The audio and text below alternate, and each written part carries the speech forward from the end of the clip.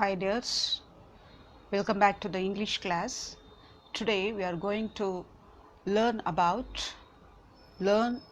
poem, All the World's a Stage. This is the third unit, third poem, All the World's a Stage, from the play As You Like It. This is the title of the play As You Like It, written by William Shakespeare. Okay, see here, this is the all the world's a stage. இங்கே world is அப்படின்னு அர்த்தம். அதாவது எல்லா உலகம் முழுவதும் நமக்கு வந்து நாடக மேடை.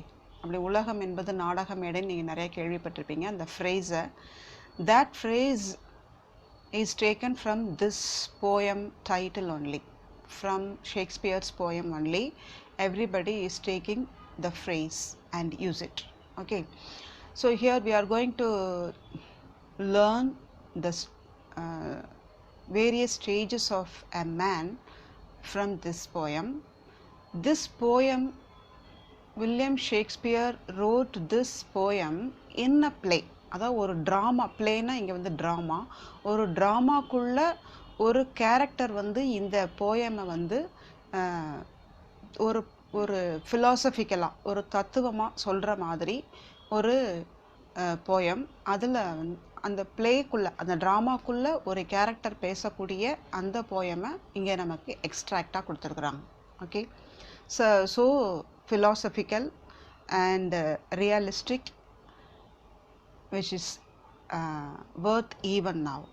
Okay, see, before that this is to warm up to the title. Here, see, this is the life cycle of a butterfly. We have learnt this in our primary classes in science. See, egg, and then it turns to caterpillar, then it becomes pupa stage, chrysalis, and then adult butterfly. We have seen this, and also we have studied this and drawn this picture in our primary classes, life cycle of a butterfly. So our life cycle also, man's life cycle, human's life cycle is also various stages like this life cycle of butterfly. Shakespeare make it into 7 stages, ஒரு 7 நிலையாக எடுத்திருக்கிறார். அதை தான் நம்ம இப்போ பார்க்க போகிறோம். Okay, see, look here. The phrase all the world's a stage is the beginning of a monologue. Monologue means, mono means one. So this is a long speech by one actor in a play or film. ஒரு படத்துலையோ அல்லது ஒரு ட்ராமாலையோ வந்து ஒரு actor மட்டும் பேசக்கூடியது. அதில் டயலாக்னா 2 பேர் பேசுகிறது, ஒருத்தரே கொடுக்கக்கூடிய லாங் ஸ்பீச் தான் இங்கே வந்து monologue. Monologue from William Shakespeare's as you like it. As you like it அப்படின்ற ட்ராமாவிலேருந்து எடுத்துருக்கிறாங்க. Spoken by Jacques in act 2 scene 7 line 138 இந்த இடத்துல இருக்குது.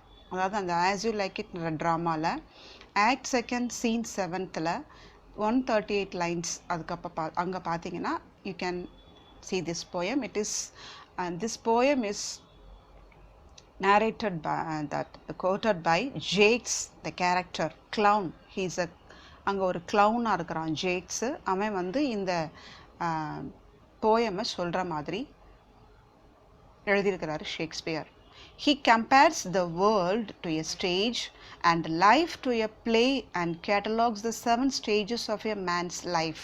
இதில் ஷேக்ஸ்பியர் வந்து உலகம் என்பதை ஒரு நாடக மேடையாக, ஸ்டேஜ் அது ஒரு நாடக மேடை, அண்ட் லைஃப் நம்மளுடைய வாழ்க்கையை, அந்த டு எ பிளே நம்மளுடைய வாழ்க்கையை வந்து அந்த நாடக மேடையில் நடிக்கக்கூடிய நாடகம், நம்மளோட லைஃப் வந்து ஒரு நாடகமாக இருக்குது அப்படின்னு சொல்லிட்டு, and catalogues the 7 stages of man's life.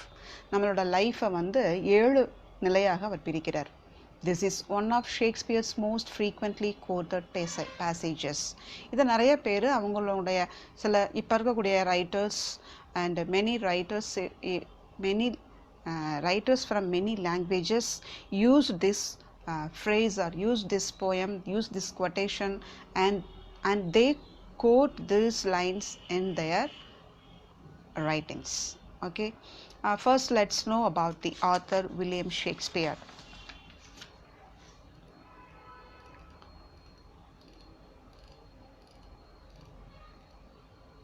About the author. William Shakespeare, 1564 to 1616, was a prolific writer during the Elizabethan and Jacobean ages of British theatre, sometimes called the English Renaissance. அதாவது மறுமலர்ச்சி காலம், ஆங்கில மறுமலர்ச்சி காலம்ன்றது. Elizabethan ஏஜ்னா queen Elizabeth அரசாண்ட அதுவும் Jacobian அப்படின்றது Jacob அப்படின்ற அந்த கிங் அந்த நாட்கள்லையும் அவர் இருந்திருக்கிறார். So prolific writer means abundantly. He wrote many writings. Okay, prolific writer, not only plays, sonnets, poems, he has written many things. British theatre. Shakespeare's plays are perhaps his most enduring legacy. அவருடைய plays means here dramas. அவருடைய dramasலாம் இன்னைக்கு வரைக்கும் enduring means forever, ever living, அதாவது என்றைக்குமே உயிர் வாழ என்றைக்குமே நிலைத்திருக்கக்கூடிய. enduring legacy means நம்மக்கிட்ட இன்னமும் அது ஒரு உயில் மாதிரி நமக்கு விட்டு சென்றிருக்கிறார் legacy. But they are not the only things he wrote. அது மட்டும் அவர் எழுதலை. Shakespeare's poems remain popular to this day. Shakespeare's rich and diverse works have spawned countless adaptations across multiple genres and cultures. அவருடைய rich and diverse works, அவருடைய rich means very qualified, அவருடைய grand writings, and diverse அவருடைய நிறைய works have spawned means multiplied, அதாவது பலுகி பெறுகிறது. Spawned countless adaptations, நிறைய என்ன கடங்காத அடாப்டேஷன்ஸாக across multiple genres and cultures. அது வேறு மொழியாக இருக்கலாம், வேறு கலைகளை, அந்த கலாச்சாரங்களெல்லாம் தாண்டி எல்லார்கிட்டையும் அது பரவி வந்திருக்கு. to all nations.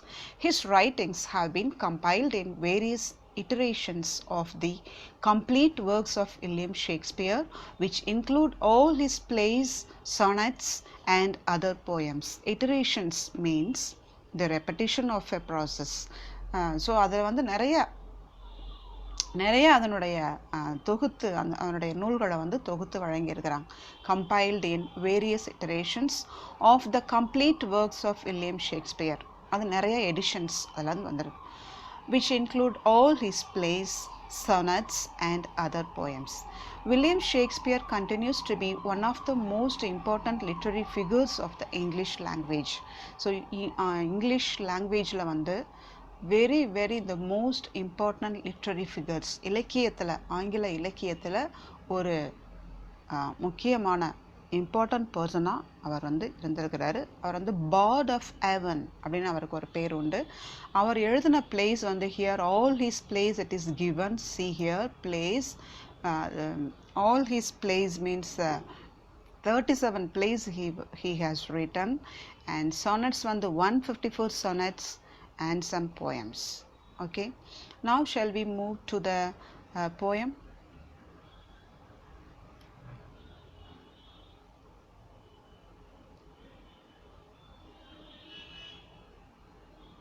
See here, first listen to a reading of the complete poem, then read silently and get to know what Shakespeare says about the different stages in the life of man. ஒவ்வொரு ஸ்டேஜஸ்லையும் மனிதனுடைய வாழ்க்கையில் ஒவ்வொரு நிலையையும் அவர் கொடுத்துருக்கிறாரு. You may refer to the glossary given at the end of the monologue to help you. So இதில் நிறையா நமக்கு புரியாத ஓல்டு இங்கிலீஷ்லாம் இருக்கும். அதை பின்னாடி இருக்கக்கூடிய glossary மூலமாக நம்ம பார்த்துக்கணும். I'll explain you. Okay, see here. All the world's a stage. அதாவது உலகம் முழுவதுமாக ஒரு நாடக மேடையாக இங்கு கம்பேர் பண்ணுறாரு. This is a metaphor. This here figure of speech is மெட்டஃபார்.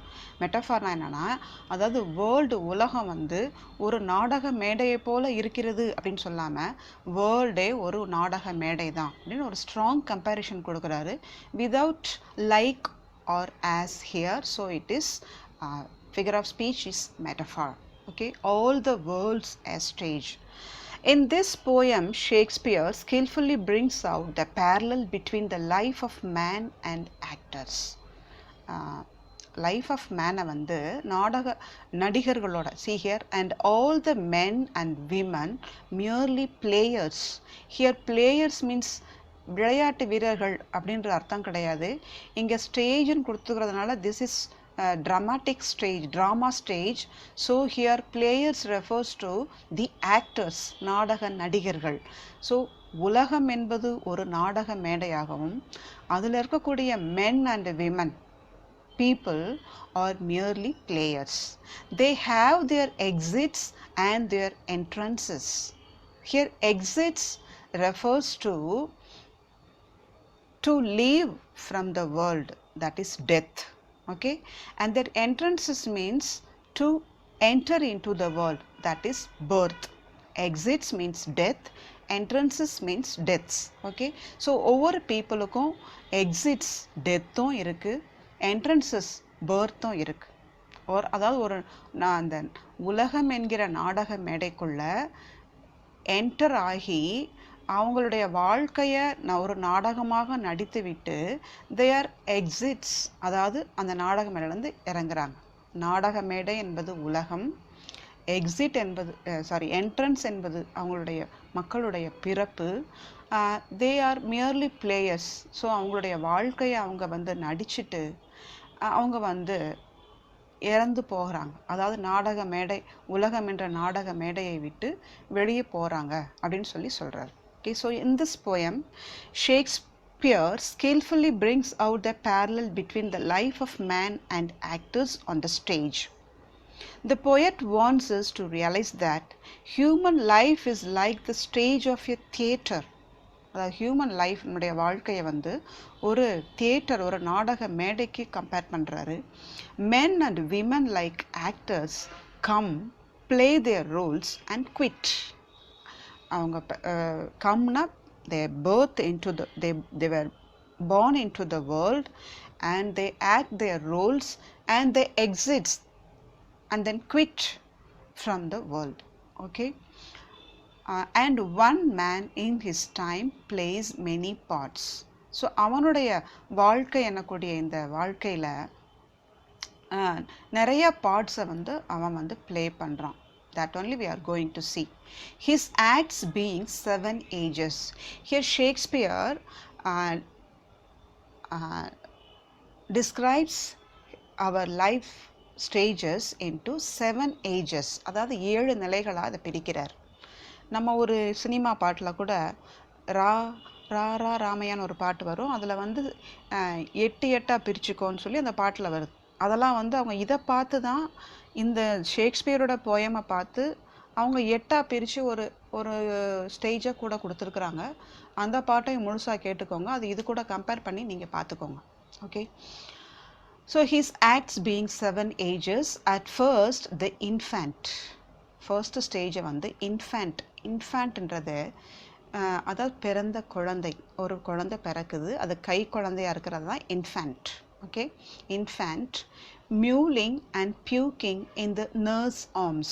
Mewling means small weak noise as a cat makes. அதாவது ஒரு பூனை கத்துறக்கூடிய மாதிரி மெதுவாக கத்துது, குவேன் அழுகுது, mewling, அந்த குழந்தை அழுகுது. and puking in the nurse arms, அது ஒன்லி அழும், அவங்க அம்மா கிட்ட பால் குடிக்கும். and puking, அந்த குடிக்கிற பாலை கூட சில நேரம் உள்ளே போகாமல் அது சில நேரம் அப்படி வாந்தியாக வெளியே வரும், vomiting, that is puking. In the nurse arms, nurse means here sometimes own mother is taking care of his baby or grannies or some other persons. Whoever nurses the child that is nurse. யார் அந்த குழந்தை care எடுத்து பார்த்துக்கிறாங்களோ அவங்க தான் நர்ஸுங்கிற. Nurse refers to mother as well as grannies or as well as servants. Okay, puking in the nurse arms.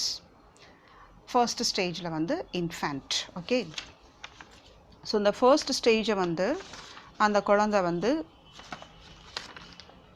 only crying and puking, vomiting in the nurse arms. அது மட்டும்தான் அதனுடைய வேலையாக இருக்குது. அதாவது சாப்பிடுது, வாமிட் பண்ணுது, அந்த மாதிரி மட்டும்தான் வேலையாக இருக்குது.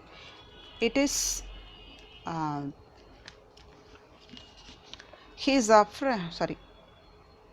helpless baby. Okay, a helpless baby is just crying, throwing up and vomiting in the mother's lap. His mother nurses him all the time. எப்போவுமே அவங்க வந்து கேர் எடுத்து பார்த்துட்டே இருக்க வேண்டியதாக இருக்கும். Okay, then see this second stage. First stage is infant. The second stage, then the whining school boy. Whining. இப்போ ஸ்கூலுக்கு போகிறான், கொஞ்சம் வளர்ந்துட்டான் அந்த பையன், கொஞ்சம் ஒரு அந்த பையன் சொல்லும்போது everybody. Okay, every one of us. Whining means expressing unhappiness. அவனுக்கு வந்து அப்போ ஹாப்பியாகவே இருக்க மாட்டான். ஸ்கூலுக்கு போகிற யாராவது சந்தோஷமாக போகிறாங்களா? So then the whining school boy expressing unhappiness with his satchel. Satchel means here school bag. School பேக்கை மாட்டிக்கிட்டு unwilling-ஆ and shining morning face. ஆனால் அழகாக இருக்கிறான், ஷைனிங்காக காலையில் எழுந்திரிச்சு அவனை குளிப்பாட்டி அழகாக அனுப்புகிறாங்க. பட் அவன் அழகாக இருக்கிறான், ஷைனிங்காக இருக்கிறானே தவிர creeping like snail. அந்த நேரம் தான் அழுகுறது. ஸ்கூலுக்கு போக மாட்டேன், நடம் பிடிக்கிறது, அழுகிறது. அப்படியே கூட்டு போனால் கூட மெதுவாக லைக் ஸ்னெயில், அதாவது நத்தை ஊர்ந்து போனால் எவ்வளோ மெதுவாக ஊர்ந்து போகுமோ அது மாதிரி பிடிக்காமல் மெதுவாக நடந்து போகிறது. க்ரீப்பிங் மீன்ஸ் ஊர்ந்து போகிறது, அதாவது வேகமாக வாக் பண்ணாமல் அப்படியே ஊர்ந்து போகிற மாதிரி நடக்கிறத அவன் நடக்கிறத கம்பேர் பண்ணுறாரு, ஸ்னெயிலினுடைய க்ரீப்பிங்க்கு கம்பேர் பண்ணுறாரு. So here like is given. So the figure of speech here in this line is simile. Okay, unwillingly to school. ஸ்கூலுக்கு போகிறதுக்கே அவனுக்கு பிடிக்கல, அது வந்து second stage. Okay, and then the lover. So look at the third stage. கொஞ்சம் வளர்ந்துடுறான், and that means he has attained 16, 17, 18, that 20 or before 30, 16 to 30 அந்த age வருது. Lover, அப்போ வந்து he loves a girl, ஒரு லவ் பண்ண ஆரம்பிக்கிறான், அல்லது he wants to marry somebody, அந்த ஸ்டேஜ் இது. and then the lover. sighing like furnace. furnace means அதாவது புகை கூண்டுன்னு சொல்லுவாங்க. புகை வெளியே வரக்கூடிய அந்த ஃபர்னைஸில் வந்து எப்படி புகை வருமோ அது மாதிரி பெருமூச்சு விடுறான். With a woeful ballad. Woeful means unpleasant or unhappy ballad for his beloved. எதுக்காக அதை மாதிரி wooful ballad means song, காதல் பாட்டு. யாருக்காக பாடுறான்? Love song to his beloved. அவன் யாரை விரும்புகிறானோ, எந்த கேர்ளை நேசிக்கிறானோ அவனுக்காக ஒரு பாட்டு பாடுறான். எதை வச்சுனாலும் பாடுறது. நம்ம நிறையா சினிமா பார்க்குறோம், அந்த ஏஜில் வந்து அவங்க பார்த்து அவனோட ஐப்ரோஸ் பார்த்து பாடுறது, அவங்களுடைய பியூட்டிஃபுல் ஃபிகர்ஸை வச்சு ஒரு பாட்டு பாடுறது. அதான் வந்து made to his mistress eyebrow. See here, look at this sentence, mistress here is his beloved. அவன் நேசிக்கக்கூடிய அந்த கேர்ள், அந்த பியூட்டிஃபுல் கேர்ள். மிஸ்ட்ரஸ்னுடைய ஐப்ரோ, அந்த உடையன்றதுக்கு தான் here it is given apostrophe. Without apostrophe it is meaningless, so note this apostrophe here. Mistress, it is s, this is singular only, but the ending letter is s, so the apostrophe is only apostrophe is there, no apostrophe s anga podala. Okay, if it is the last letter is s, we can put only apostrophe. Okay, so made to his mistress eyebrow. In the lover stage la vandu, look at the lover stage here. This is the third stage. He would do anything to please his beloved. beloved. So அவனுடைய beloved person அந்த கேர்ளுக்காக எதையும் செய்கிறதுக்கு ரெடியாக இருப்பான். அதான் வந்து இந்த third stage lover. Okay, அப்புறம் அந்த ஸ்டேஜும் கடந்து போகுது. ஃபஸ்ட்டு இன்ஃபேண்ட்டாக இருக்கிறான் ஃபஸ்ட்டு ஸ்டேஜ். அப்புறமா அந்த ஸ்டேஜில் வந்து அவனை வந்து ஒரு அம்மாவோ யாரோ ஒருத்தங்க கேர் எடுக்க வேண்டியது இருக்குது. அவனால் அந்த குழந்தையால் எதுவும் செய்ய முடியாது. somebody should take care of the baby. And then the second stage is whining school boy unwillingly move to school. So அந்த ரெஸ்பான்சிபிலிட்டி அவனுக்கு பிடிக்கல, ஸ்கூலுக்கு போகணுமே அப்படின்ற அந்த பொறுப்பு அவனுக்கு பிடிக்கல. தென் he becomes a lover, ஒரு லவ்வர், அதாவது லவ் பண்ணக்கூடிய அந்த ஸ்டேஜ் அது யங்ஸ்டராக வர்றான், யூத்ஃபுல். ஓகே, அந்த ஸ்டேஜில் வர்றான். அப்போ வந்து அவனோட பிலவ்ட் கேர்ளுக்கு வந்து பாட்டு பாடிக்கிட்டு அந்த மாதிரி இருக்கிறான். And then the fourth stage then a soldier. அப்புறம் அந்த ஃபோர்த் ஸ்டேஜை இங்கே யாருக்கு கம்பேர் பண்ணுறாருனா, it is a soldier. see here, then a soldier full of strange oaths. நிறைய ப்ராமிசஸ் பண்ணுவான். நான் அதை சாதிப்பேன், இதை சாதிப்பேன், இதை முடிச்சிடுவேன், நான் இப்படி ஒரு வேலைக்கு வந்துடுவேன், அப்படி இப்படின்னு சாதிக்கிறான். எல்லாருக்கும் ப்ராமிஸ் பண்ணுறான். ஃபுல் ஆஃப் ஸ்ட்ரேஞ்ச் ஓத்ஸ்னால் முடியாத கூட முடிச்சிடுவேன்ற ப்ராமிஸ் பண்ணுறது. And bearded like the pard means here, pard refers to leopard. அதை வந்து ஷார்ட்டாக கொடுத்துக்கிறாங்க. leopard சிறுத்தை மாதிரி ஒரு வீரமாக இருக்கிறான். Okay, a soldier arrives quickly. Here he seeks fame. அவன் வந்து புகழ் நிறையா, இதெல்லாம் வந்து எதுக்கு பண்ணுறான், அந்த ப்ராமிசஸ்லாம் கொடுக்குறான் அப்படின்னு சொன்னால் புகழ் நிறையா சம்பாதிக்கணும் பார்க்குறான். Jealous and honour. அதாவது ஹானர்னால் இவனை வந்து மற்றவங்க இவன் நல்லவன், இவன் ரொம்ப நல்லவன் அப்படின்னு சொல்லணும். அப்படின்னு சொல்லி மற்றவங்களோட நம்ம எப்படி அவங்களோட கம்பீட் பண்ணி நம்ம முன்னாடி வர்றது அப்படின்றதில் அவன் ஜெலஸாக இருக்கிறான். ஓகே, அதில் turn to your glossary page and it is given that jealous and honor. The young man takes great care of his honor, his reputation as a good man. So நம்ம எல்லாருக்கும் நல்லவங்களாக இருக்கணும், அவனோட நான் நல்லவனாக இருக்கணும், மற்றவங்களோட நான் தான் பெஸ்ட்டாக இருக்கணும், என்னை வந்து ஹானராக இருக்கிறான், இவன் ரொம்ப ஹானஸ்ட்னு சொல்லணும் அப்படின்றதுல ரொம்ப ஜெலஸாக இருக்கிறான். அதில் வந்து போட்டி போட்டுட்டு இருக்கிறான். Sudden and quick in quarrel. Here sudden and quick in quarrel is also given in your book. Quarrel is a slightly old-fashioned word for an argument. அதாவது விவாதம் பண்ணுறது.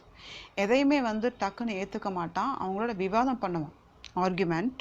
Sudden here means unpredictable. So in an argument this young man might suddenly become violent. So அப்படி ஒரு argument வரும்போது திடீர்னு கோபம் வந்துடுது, அவனுக்கு வயலண்ட்டாக பிஹேவ் பண்ணுறான். திடீர்னு வந்து கை கலப்பாக அடிதடியாக கூட மாறுது. ஓகே, எல்லாத்தையும் ஒத்துக்கிட மாட்டான், தலையாட்டிக்கிட மாட்டான். அங்கே வந்து தன்னுடைய கருத்தை அங்கே வலியுறுத்துவான், அங்கே ஆர்கியூமெண்ட் பண்ணுறான். அதை வந்து தன்னுடைய ஆர்கியூமெண்ட்டை, தன்னுடைய ஒப்பீனியனை மற்றவங்க ஏற்றுக்காமல் இருக்கும்போது there may be quarrel. Sudden means here there may be violent. He becomes violent. Seeking the bubble reputation. அப்போ bubble reputation here, see here, bubble reputation here, the figure of speech is here also metaphor. Here bubble means you know that soap நுரையாக இருக்கும், அல்லது தண்ணியில் நீர் குமிழி வரும், அதான் வந்து bubble. அந்த பபுள் வந்து கொஞ்ச நேரம் தான் இருக்கும், அது டப்புன்னு வெடிச்சிடும். கொஞ்சம் காற்று படும்போது இல்லை நம்ம ஊதணும்னா அது அப்படி வெடிச்சிடும். Okay, we have experienced in when we are washing and when we are the bubbles விடுவாங்களே இந்த சின்ன பசங்க வாங்கி, அது கூட கொஞ்ச நேரம் அப்படியே அழகாக பபுள்ஸாக வரும், அப்புறம் அது காற்று பட்டோன்னே வெடிச்சிடும். ஸோ அப்படிப்பட்ட reputation that also it is given in your book. See here, a bubble is empty. அந்த பபுள் நமக்கு தெரியும், அது எம்டி தான், கொஞ்ச நேரத்தில் அது வெடிச்சிடும். So by seeking the bubble reputation Shakespeare means a short lived glory. So அதாவது கொஞ்ச நாள் தான் அந்த புகழ் நமக்கு நிலச்சிருக்கும், அதுக்காக அவ்வளோ பாடுபடுறது. நம்ம பெரிய பெரிய ஹீரோஸ், பெரிய legends and big actors we have seen in our lives. அவங்கெல்லாம் வந்து ரொம்ப கஷ்டப்பட்டு அதனுடைய அவங்க சாதிக்கணும் அப்படின்னு சொல்லி துடிக்கிறத நம்ம பார்க்குறோம். அரசியல்வாதியாக இருக்கட்டும், யாரையும் பார்க்குறோம். ஆஃப்டர் சம் இயர்ஸ், கொஞ்சம் இயர்ஸ் ஆன பிறகு அவங்களோட க்ளோரி எல்லாம் போயிடும். இப்போ நம்ம எம்ஜிஆர் பார்க்கும்போது இப்போ காலத்தில் வந்து எம்ஜிஆருடைய அந்த ரெப்புடேஷன்லாம் வந்து நம்ம கொஞ்சம் கொஞ்சமாக மறைஞ்சிட்டு வருது. So that is short lived glory. அது கொஞ்ச நாள் இருந்து நீர்க்குமிழி போல் மறைஞ்சு போகக்கூடிய அந்த புகழுக்காக அவன் அவ்வளவு பாடுபடக்கூடிய அந்த ஸ்டேஜ் தான் சோல்ஜர் அப்படின்றக்கூடிய 4th stage. Okay, seeking the bubble reputation even in the cannon's mouth. Cannons அப்படின்னு சொன்னால் பீரங்கியோட மவுத்தில் போய் நின்னா எப்படி அந்த பாம் வரும்போது நம்ம செத்து போவோம் அப்படின்னு தெரிஞ்சு கூட அந்த மவுத்தில் நிற்கிறான்னு வச்சுக்கோங்களேன். அந்த மாதிரி ஃப்ரேஸ் இது இங்கே. It is given in your book, large gun and its mouth was at the front, so the man seeks his reputation even if it means standing in front of guns. அதாவது துப்பாக்கி முனையில் கூட நின்று, பீரங்கி முனையில் கூட நின்று தன்னுடைய லைஃப்பையும் கொடுக்கறதுக்கு அந்த only for short lived glory bubble ரெப்புடேஷனுக்காக தன்னுடைய லைஃப்பையும் கொடுக்கறதுக்கு அவன் வந்து ரெடியாக இருக்கிறான். அதான் வந்து 4th ஸ்டேஜ். ஓகே, அப்புறம் கொஞ்சம் வயசாகி போயிடுது. Look at the 5th stage and then the justice. இப்போ இன்னும் கொஞ்சம் வயசாகி போயிடுது. Justice means here righteous person, அதாவது நீதிமான். சில சின்ன வயசுலலாம் கொஞ்சம் தப்பு செஞ்சுருப்பாங்க, சரி அதெல்லாம் அந்தந்த ஸ்டேஜில் தப்பு நடந்திருக்கும். அந்த லவ்வர் ஸ்டேஜில் கொஞ்சம் தப்பு நடக்கும். அந்த what is that then the soldier ஸ்டேஜில் கொஞ்சம் தப்பு நடக்குது. அதெல்லாம் வந்து சரியாகி இப்போ கொஞ்சம் திருந்தி வாழக்கூடிய இந்த ஜஸ்டிஸ் இந்த stage. Okay, this is the middle aged man. And 5th stage, 5th role is a middle-aged man. He has see here, and then the justice, this is middle-aged man in fair round belly with good cap on lined. In fair round belly, அப்போ வந்து தொப்பை அப்படிலாம் போடுறது. கொஞ்சம் வயசானவனே தொப்பை போடுது, கொஞ்சம் குண்டாகிறாங்க. அந்த யங் ஏஜினுடைய சாமிங்கெல்லாம் போயிட்டு கொஞ்சம் வயதான தோற்றம் வருது. அதுதான் இந்த ஸ்டேஜ். இன் ஃபேர் ரவுண்ட் பெல்லி, அப்படி தொப்பை போட்டு பெல்லினா வயிறு பெருசாக இருக்கிறது. வித் ஏன் அப்படி ஃபேட்டாக இருக்காரு, தொப்பை போட்டிருக்கு அப்படின்னு பார்த்தீங்கன்னா, with good capon lined. Capon lined means here it is given in your book. Look at this here. Capon lined means to fill something at the edges. Here the man was fat from eating good chicken. நல்ல கோழி கறியாக சாப்பிட்டு கொழுத்து போய் அவருடைய பெல்லியெல்லாம் வந்து நல்லா தொப்பை போட்டிருக்கு. Okay, அதான் இங்கே வந்து he is getting many bribes. அந்த கொஞ்சம் வளர்ந்துடுறாரா, நம்ம குடும்பத்துக்கு நிறையா சம்பாதிக்கணும், இப்போவே நிறையா சேர்த்து வச்சுக்கணும் அப்படி சொல்லிட்டு லஞ்சம் வாங்குறாரு. நிறையா லஞ்சம் வாங்கக்கூடியது. இதுக்கு இது இப்படி நான் இப்படி செய்யணும், நீங்கள் இப்படி செய்யணும்னு சொல்லி bribes. he is getting many bribes. so he has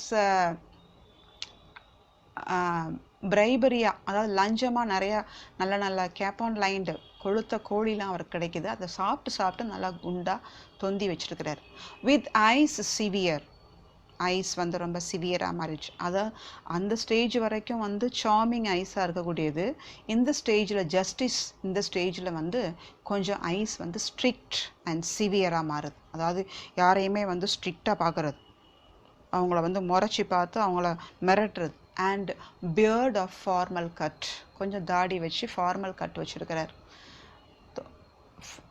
full of wise saws, wise sayings. இப்போ வந்து அதுக்கு முன்னாடி நம்ம அந்த 3rd ஸ்டேஜ் லவ்வர் ஸ்டேஜில் பார்க்கும்போது அவங்களுடைய மிஸ்ட்ரஸ், அதாவது அது பிலவட் கேர்ளில் வச்சு பாட்டு பாடுற ஸ்டேஜை பார்த்தோம். அப்படி ஜாலியாக சந்தோஷமாக அப்படி அதாவது கேஷுவல் அண்டு கேர்லெஸ்ஸாக இருந்த அந்த ஸ்டேஜ் போய் இப்போ வந்து வைஸ் சாஸ் மீன்ஸ் சேயிங்ஸ், நிறையா வந்து தத்துவங்கள், ஃபிலாசபிக்கல் சேயிங்ஸ் சொல்ல வர்றார். அண்ட் மாடர்ன் இன்ஸ்டான்சஸ், நிறையா அவங்களுக்கு அட்வைஸ் பண்ணக்கூடிய அந்த stage. Okay, he becomes a judge with maturity and wisdom. ஒரு ஜட்ஜாக இருக்கிறாரு. 2 பேருக்குள்ள பிரச்சனை அப்படி வரும்போது அதை தீர்த்து வைக்கக்கூடிய அந்த ஜட்ஜாக மாறக்கூடிய ஸ்டேஜ் வருது. full of wise saws and modern instances, and so he plays his part. இப்படி அவருடைய பார்ட்டை வந்து ப்ளே பண்ணுறார். he is fair and healthy with full of wisdom. He cites modern instances with severe eyes and beard of formal cut. This is the justice stage. Okay, justice stage, and it is the fifth stage. Okay, now we are going to shift to the sixth stage. See here, அப்புறம் கொஞ்சம் இன்னும் கொஞ்சம் வயசாகி போகுது. The sixth age shifts into the lean and slippered pantaloon. வயசாகி போகுது. இப்போ வயசாக அந்த சாமிங்காக டைட்டாக இருக்கக்கூடிய நம்மளுடைய சதை, அதாவது மசில்ஸ்லாம் வந்து லூஸ் ஆகுது. அப்போ நம்ம கொஞ்சம் ஒல்லி ஆகுறோம். ஒல்லி ஆனோடனே நம்ம போடக்கூடிய ட்ரெஸ் எல்லாம் நமக்கு லூஸ் ஆகுது. Okay, the sixth age shifts into the lean and slippered pantaloons. Pantaloon here it refers to pants. Pantaloon தான் வந்து ஃபுல். கிளிப்பிங் வேர்டு வந்து பேண்ட். நம்ம கிளிப்பிங் வேர்டாக பேண்ட்னு யூஸ் பண்ணிகிட்டு இருக்கோம். ஓகே, ஒல்லியாக மாற வேண்டியது இருக்குது பேண்டலூன்ஸ்லாம். With spectacles on nose. அப்புறம் பார்வை குறைஞ்சிருது. நம்ம கண்ணாடி போட வேண்டியதாயிருது எல்லாருமே தான். With spectacles on nose. Spectacles is the full word. We are using specs as the clipping word. Okay, back clipping. With spectacles on nose and pouch on side. ஒரு மணி பேக் வச்சுக்கிறோம். பவுச்னா மணி பேக். அதுக்குள்ளே மணி போட்டு அது இப்போலாம் வந்து bank இருக்குது. இப்போ நான் ஏடிஎம் கார்டை வச்சுருக்கோம். இது ஷேக்ஸ்பியரோட ஏஜில் வச்சுருக்கிற கொஞ்சோன்னு வச்சுருக்கக்கூடிய மணியை பத்திரமா அவங்க ஒரு பேக்கில் போட்டுட்டு வச்சுக்கிட்டே இருக்கிறாங்க. His youthful hose. Here hose, see, look at your book. Hose, tights, thin trousers that men wore in Shakespeare's time.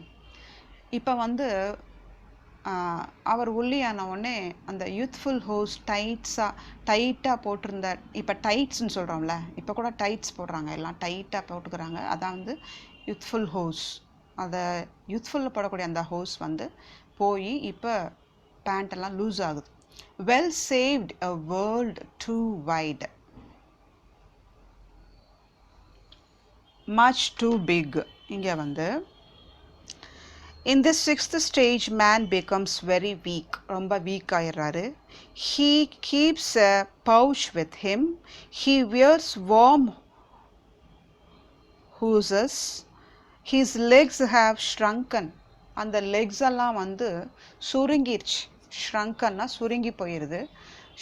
see here, for his shrunk shank. Okay, அந்த காலெல்லாம் வந்து சுருங்கி போனதுனால டைட்ஸ் போட வேண்டியதாக இருக்குது. And his big manly voice. அவருடைய voice வந்து கொரகரன் மாறிடுச்சு. Big manly voice turning again toward childish treble pipes. Toward childish. இப்போ சைல்டிஷாக குழந்தை பருவத்துக்கு திருப்பி வர்றாரு.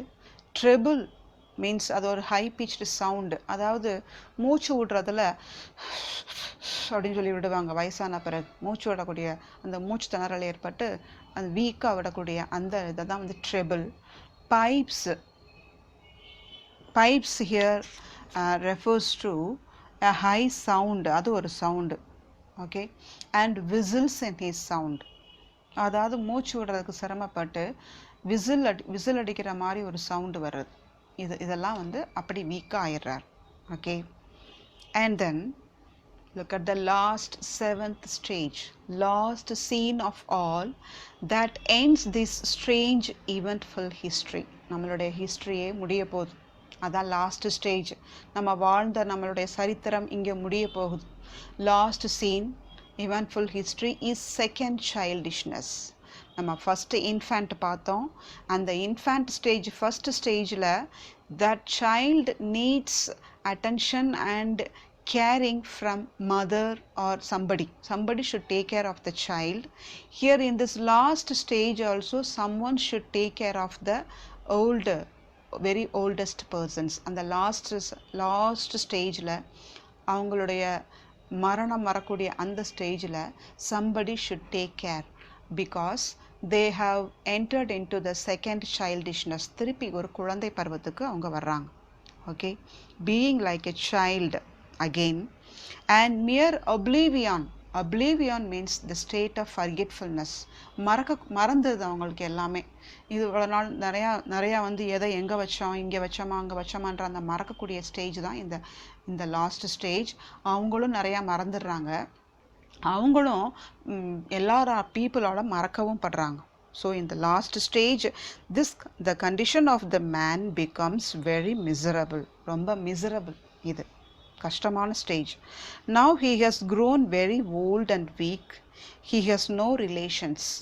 அப்போ எல்லாரும் அவங்கள கைவிட்டுறாங்க, அவங்கள எல்லாரும் மறந்துடுறாங்க, அவங்களும் எல்லாத்தையும் மறக்கிறாங்க. Okay, sans teeth. Sans means here old English, it is without.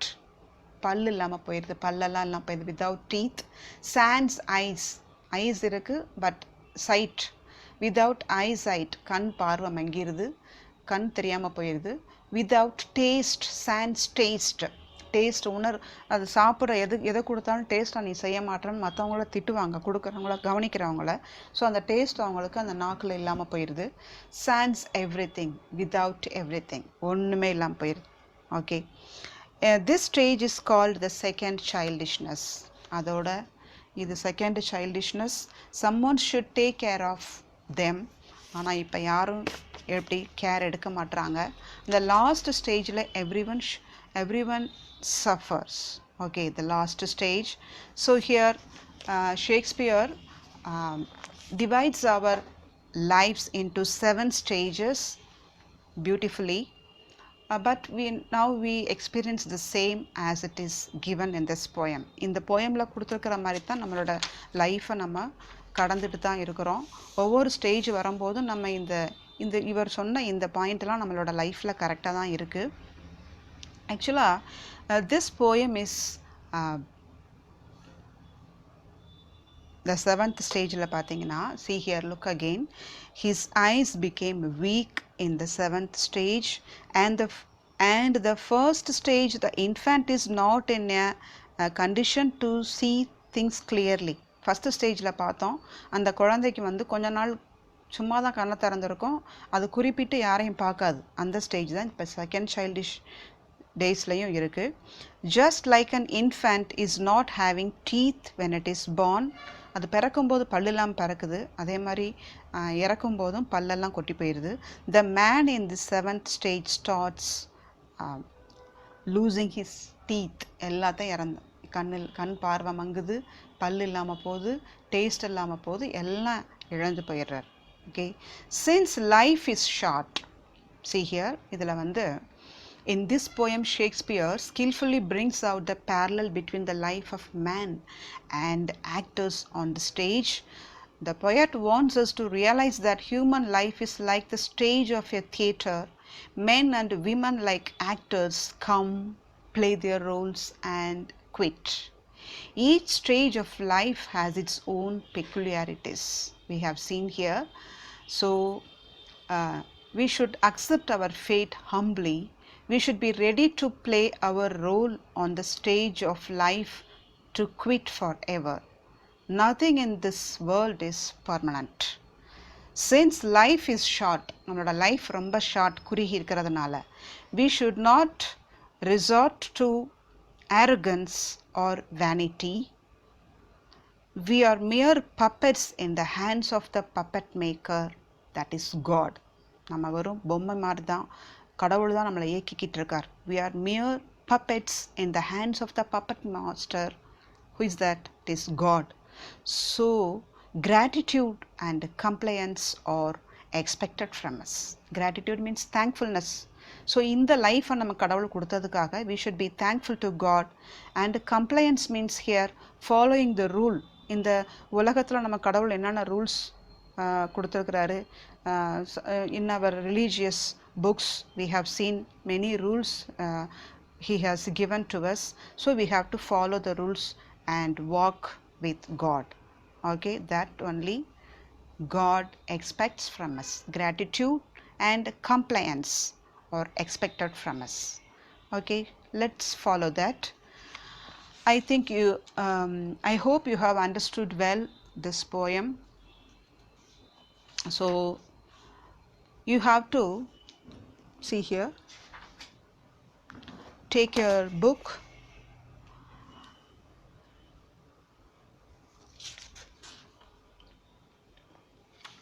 page number 92. Explain the following lines briefly with reference to the context it is given. See here 92, page number 92 in your book. Look this. See this first let's see the task 3. See here, exercise 3. Explain the following lines briefly with reference to the context. This is ERC. ERC 3-mark questions. So these 3 ERC you have to study and write. And then this fourth exercise, figure of speech. This also you must learn and write. And exercise 3, 4, and then see, look at the paragraphs.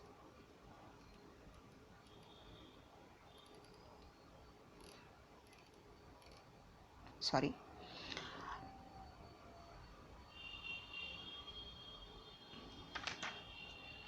Paragraph question, I'll tell you that you have to study. See here, now exercise 3, 4, and describe the various stages of man's life pictured in the poem All the World's a Stage. This paragraph you must write. Exercise 3, that is ERC. Exercise 4, that is figures of speech, and then a paragraph or a paragraph. Describe the various stages of a man's life picturized in the poem All the World's a Stage. Okay, that you have to learn, write it without copying and send it to me through WhatsApp group. Then we'll meet you in the next video. Okay, thank you.